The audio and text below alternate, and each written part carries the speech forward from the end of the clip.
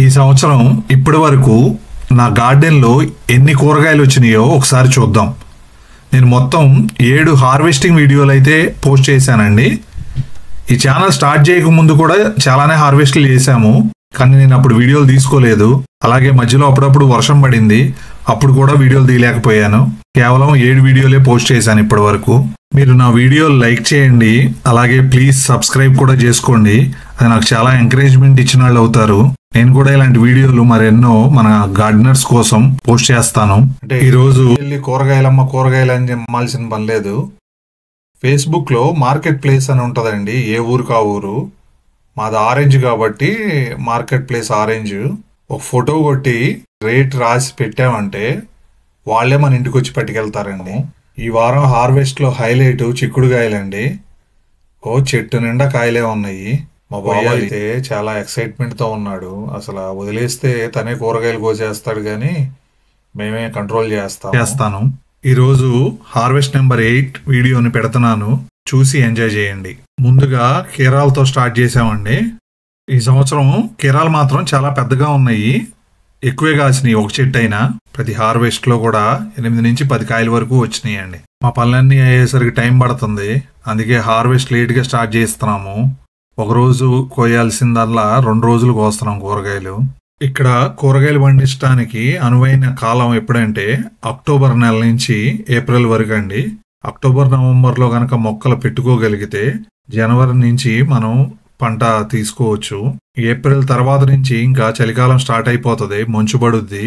So ఇంకా చెట్లన్నీ పాడైపోతాయి. మాక్సిమం వస్తే మే వరకు వస్తాయండి టమాటాలు. మిగిలిన కూరగాయలు అయితే రావు. పచ్చిమిర్చి చెట్లు ఈసారి చాలా తక్కువే పెట్టాము, మాకు సరిపోతాయి. ఇంకా మిగిలితే గనక మేము ఫ్రోజన్ చేసుకుని వాడుకుంటాము. ఈసారి మళ్ళీ వీడియో కూడా చేస్తాను, మేము ఫ్రోజన్ ఎలా చేస్తున్నాం కూరగాయలు అనేది. అన్ని కూరగాయలు ఒక ఎత్తు అయితే పచ్చిమిర్చి ఒక ఎత్తు అండి. ఎందుకంటే ఇలాంటి కాయలు అయితే ఇక్కడ దొరకవు, లావుగా ఉంటాయి, ఇంకా ఘాటు ఎక్కువ ఉంటాయి, కాస్ట్ ఎక్కువే. అందుకనే మాకు పచ్చిమిర్చి అంటే బాగా అపురూపం అన్నమాట మిగిలిన వాటితో కంపేర్ చేస్తే. ఈ చెట్టుకాయలు చూడండి చాలా పెద్దగా ఉన్నాయి. అంటే బజ్జీలు వేసుకోలేములే, కానీ ఉన్న దాంట్లో కొంచెం పెద్దయి. మనకి ఎన్ని కాయలు పండినా పర్లేదండి, ఒక్క కాయ వచ్చినా చాలు. ఎందుకంటే ఊరు కాని ఊర్లో, దేశం కాని దేశంలో ఆర్గానిక్గా మన కూరగాయలు మనమే పండించుకుంటున్నాము. ఈ వారం హార్వెస్ట్లో హైలైట్ చిక్కుడుకాయలండి. చెట్టు నిండా కాయలే ఉన్నాయి, కొయ్యాలి. ఇవాళ ఆ చిక్కుడుకాయల వరకు అవజేయగలవేమో, టమాటాలు అయితే ఇవాళ అవ్వో గ్యారంటీగా. నాకు ఒక డౌటు, మన వీడియోలు అయితే చూస్తున్నారు, సో ఎవరైనా అసలు మొక్కలు పెంచడం స్టార్ట్ చేశారా? ఒక్కళ్ళు స్టార్ట్ చేసినా కానీ నేను చాలా హ్యాపీ అండి. ఎవరైనా కనుక స్టార్ట్ చేస్తే కనుక కామెంట్ చేయండి. ఒక్క చెట్టు పెట్టుకున్నా చాలు, ఏదైనా పర్లేదు, కామెంట్ చేయండి. ఎందుకంటే ఇక్కడ వాతావరణం అనుకూలించదు, కేవలం 4 నెలలు మాత్రమే అనుకూలించుద్ది. ఆ 4 నెలల్లోనే నేను కష్టపడి ఎంతో కొంత అయితే పండించుకుంటున్నాను. మరి మన దగ్గర 8 నెలల నుంచి 10 నెలల వరకైనా వాతావరణం అనుకూలించుద్ది ఇండియాలో. ఎన్ని పండించాలి? దీనికి డబల్ పండించాలి మన ఇళ్లలో. ఇంకా చీడలో పీడలో అన్నీ వస్తాయి, కానీ తప్పదో. కొంచెం జాగ్రత్తగా శ్రద్ధ తీసుకుని వాటిని కూడా తీసేస్తే మనకి ఇంట్రెస్ట్ వచ్చుద్ది. మన కూరగాయలు మనమే పండించుకుని తింటే ఎంత హ్యాపీగా ఉంటుందో ఒకసారి ఆలోచించండి. ఈ జనరేషన్లో తెలియదు, కానీ ఇంకా ఇంతకుముందు జనరేషన్లో మన తాతలు ముత్తాతలు వాళ్ళందరూ ఎవరిళ్లలో వాళ్ళు కూరగాయలు పెంచుకున్న వాళ్ళేగా. మనమేమి ఇప్పుడేం కొత్తగా కాదు. సో అదే కంటిన్యూ చేస్తే బాగుండేది, కానీ ప్లేసులు తక్కువ అయిపోయినాయి. ఎవరికైనా మొక్కలు పెంచుకోవటానికి ఖాళీ ప్లేస్ లేకుండా చివరి వరకు కట్టేసుకుంటున్నాము. అందుకనేమో మర్చిపోయాము కూరగాయలు పెంచుకోవచ్చు అనే విషయాన్ని. ఏముందో రూపాయి పడేస్తే కూరగాయలు దొరుకుతాయి కదా అనుకుంటున్నాం, కానీ అవి ఆర్గానిక్గా ఉంటున్నాయా లేదా అనేది కూడా చూడట్లేదు. చూడండి మా చిక్కుడుకాయలు ఎంత పెద్దగా ఉన్నాయో. అసలు ఆ గింజలు కూడా ఉడకబెట్టుకుని తింటున్నాము, చాలా బాగుంటున్నాయి. లాస్ట్ ఇయర్ ఈ చిక్కుడు చెట్టు ఉన్న ప్లేస్లోనే సొర చెట్టు పెట్టాము, చాలా కాయలు కాసింది. పెద్ద పెద్ద బారు కాయలు, మీటర్న్నర బారు ఉన్నాయి ఒక్కొక్క కాయ. ఎందుకో మరి ఈసారి నేను అక్కడ సొర చెట్టు పెట్టకుండా బలవంతా అయిపోయి ఉంటుంది నేలలో అని ఈ చిక్కుడు చెట్లు పెట్టాను. చిక్కుడు చెట్టు కూడా అట్లాగే పెద్దగా కాసింది. సో నేలలో ఇంకా దమ్ముంది. నెక్స్ట్ ఇయర్ చూసి సొర పెడతాను, లేదు అంటే చిక్కుడే కంటిన్యూ చేస్తాను.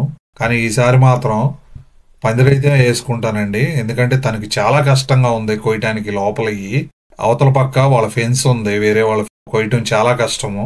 ఈసారి యువతలకి లాగి పందిర్లాగా వేసుకుంటాము. ఈజీగా ఉంటుంది కోసుకోవటానికి. చూడండి ఒక్కొక్క గుత్తిలో ఎన్నెన్ని కాయలు ఉన్నాయో. కోస్తే గుప్పిడి నిండిపోతుంది ఒక్కసారి కోస్తే. కూరగాయలు ఎక్కువైపోయినాయి అని కంగారు పడాల్సిన అవసరమే లేదండి. మనం వాడుకుని తెలిసిన వాళ్ళకి కొన్ని ఇచ్చుకుని మిగిలినవి ఫ్రోజన్ చేసుకోవచ్చండి. మేము ఫ్రోజన్ ఎలా చేస్తున్నామో మీకు త్వరలోనే వీడియో చేసి పెడతాను. మీరు కూడా ఒకసారి ట్రై చేయండి అలాగా. ఈరోజు ఇంకా బీన్స్తో హార్వెస్టింగ్ ఆపేస్తాము. మిగిలిన కూరగాయలు రేపు కోసుకుంటాము. ఇంకా బీన్స్ అయిపోయినాయి.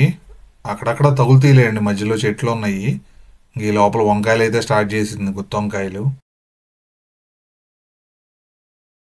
ఈ గుత్తి వంకాయల మీద ఒక వీడియో కూడా చేశాను, ఓన్లీ వంకాయలదే. ఎవరైనా చూడకపోతే ప్లీజ్ చూడండి. ఎంత ఉందో చూసారుగా కాయ, నిగనిగలాడిపోతున్నాయి. ఇక్కడ కూరగాయలు అమ్మాలన్నా ఏం మొహమాట పడాల్సిన పని లేదు. అంటే ఇంటింటికి వెళ్ళి కూరగాయలు అని అమ్మాల్సిన పని లేదు. ఫేస్బుక్లో మార్కెట్ ప్లేస్ అని ఉంటుందండి, ఏ ఊరికి ఆ ఊరు. మాది ఆరెంజ్ కాబట్టి మార్కెట్ ప్లేస్ ఆరెంజ్. ఒక ఫోటో కొట్టి రేట్ రాసి పెట్టామంటే వాళ్ళే మన ఇంటికి వచ్చి పట్టుకెళ్తారండి. కాకపోతే మార్కెట్ ప్రైస్ కంటే తక్కువ రేటు పెట్టాలి, చాలా తక్కువ పెడితేనే వస్తారు. నేనైతే మాత్రం కొంచెం ఎక్కువ అనిపిస్తే అలా పెట్టేస్తున్నాను. చాలా మట్టుకు అయితే బీన్స్ టమాటాలు అయితే చాలా ఊరినే వెళ్ళిపోతాయి. వంకాయలు అయితే ఇక్కడ పెద్ద ఇది తింటారు కాబట్టి ఇంకా వంకాయలు కొంచెం స్లోగానే ఉంటాయి, అయినా మాకు సరిపోతాయి. వంకాయ పచ్చిమిర్చిలు అయితే మాకు సరిపోతాయి. బీన్స్ టమాటాలు అయితే నేను అమ్మేస్తున్నాను. ఇదేమో కొంచెం వైలెట్ కలర్ వంకాయలు అండి, చూడండి ఎంత బాగున్నాయో. మా గట్టు అయితే ఇప్పుడు నిండిపోయింది. చూడండి బీన్స్, చిక్కుడుకాయలు, వంకాయలు, కీర, పచ్చిమిర్చి, ఒక 3-4 వంకాయలు వచ్చినాయి, సన్న వంకాయలు. ఇక మెల్లిగా టమాటాలు అయితే స్టార్ట్ చేసాము. ఈ టమాటాలే చిరాకు వచ్చేస్తుందండి, కోసి ఎప్పటికీ అవ్వనే అవ్వవు. ఎన్ని కోసినా మళ్ళీ తర్వాత రోజు చూస్తే మిగిలిపోయి ఉండేయండి. 1 కిలో అన్నా దొరుకుతాయి, నెక్స్ట్ డేకి కనపడవు, దాక్కుంటాయి ఆకుల మధ్యలో. మళ్ళీ తర్వాత రోజు చూస్తే కానీ మనకు దొరకవు అన్ని. కాకపోతే ఈసారి కొంచెం దెబ్బేసిందండి. ఎప్పుడు 10-12 కిలోలు వస్తాయి, ఈసారి ఇంకా అన్ని వచ్చేటట్టు కనపడతలేదు. ఎందుకంటే మధ్యలో గ్యాప్ ఇస్తుంది కదా, అది ఈ వారం ఇచ్చింది గ్యాప్. ఇట్లా దోరగా పండిన కాయలతో టమాటా పచ్చడి చేసుకుంటే, రోటి పచ్చడి ఎంత బాగుంటుందండి. మీకు ఓ విషయం చెప్తాను, నవ్వమాకండి.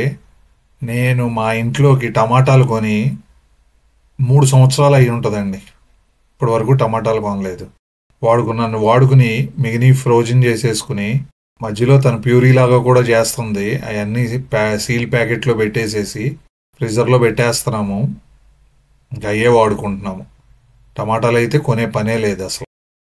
వీడియో చూసేవాళ్ళు ఎవరైనా అలా ఫ్రీజ్ చేసుకున్న కూరగాయలు సంవత్సరం మొత్తం వాడుకుంటున్నారేమో కామెంట్ చేయండి, తెలుస్తుంది నాకు కూడా. నేను ఒక్కడనే ఇలా చేస్తున్నానా, ఇంకా మిగిలిన వాళ్ళు కూడా ఎవరన్నా ఇలా చేస్తున్నారా అని. ఇంకా టమాటాలు ఇంకా కోయాల్సినవి కూడా ఉన్నాయి. సో బాక్స్ లేదు, అందుకని బీన్స్ అన్నీ ఒక పెద్ద ట్రేలో పోసేసుకుంటున్నాము. సో వీటిలో టమాటాలు పోసి ఆ బౌల్ ఖాళీ చేసుకుని ఆ బౌల్లో టమాటాలు కోసుకోవచ్చని. మా బాబు అయితే చాలా ఎక్సైట్మెంట్తో ఉన్నాడు. అసలు వదిలేస్తే తనే కూరగాయలు కోసేస్తాడు, కానీ మేమే కంట్రోల్ చేస్తాము. ఎందుకంటే పచ్చి కూడా కోసేస్తాడు. దోసకాయ అండి, యాపిల్ కుకుంబర్ అంటారు. చాలా బాగుంటుంది అసలు. పైన తొక్కే ఉండదు అనమాట, డైరెక్ట్గా కట్ చేసుకుని వండేసుకోవటమే.